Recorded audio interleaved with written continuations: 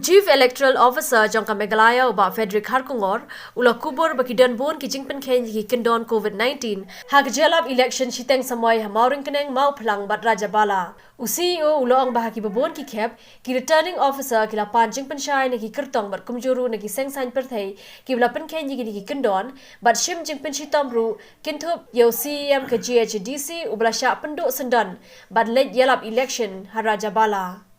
Nangta ki DC ki bla longru ki chairman jang District Disaster Management Authority ki la tho ki kertong bat ki sengsain perthai bat board renti ki kendon jang jele persha ki jingpang khlam coronavirus hinre ulong ba ka shongru ha ki paj ba na ki constituency ba kin buram ki kendon ki ba ka sarkar klapan bana. See, by and large, the election machinery has been trying to ensure that the COVID protocols are, they are adhered to, and in some cases, in quite a few cases, I mean, action has been taken also. The case about the GHDC chairman, where it was found that he had violated the timing, so he was given a restraining order and not allowed to campaign further. Similarly, there were also show cause notices issued to various candidates in various constituencies. I will not name them, but it is known that show cause notices have been issued. Apart from that, we've also had several meetings with political parties. Even the DCs have held meetings with the political parties. So I must make it clear that when we talk about COVID-19, it's not only limited to the elections, because the state government has State Disaster Management Authority, and at the district level you have the District Disaster Management Authority, for which COVID protocols are there, and if any violation is there, then the DCs also, who are the chairman of these various DDMAs, they are also empowered to take action for violation of the protocol.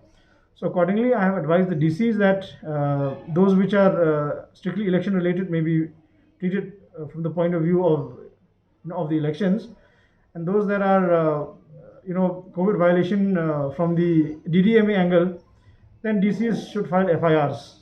Hagabede bagajing kulmar Rajabala haki bakila danro ki baminsau na jesho yadat hapren ki nong kershan joko Congress but NPP CEO laithu bala kem sangur ki badan kti bala pen klan ru egajing pahara hakate ka constituency. So it appears prima facie that the whole clash was basically a kind of political rivalry. It was a clash between the two supporters belonging to ANC and the NPP, and also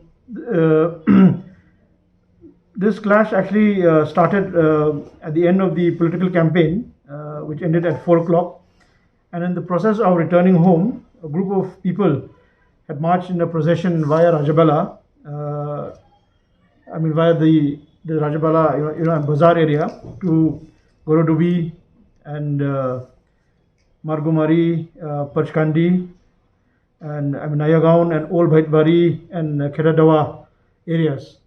So there was a written complaint which was received by the election agent of the NPP.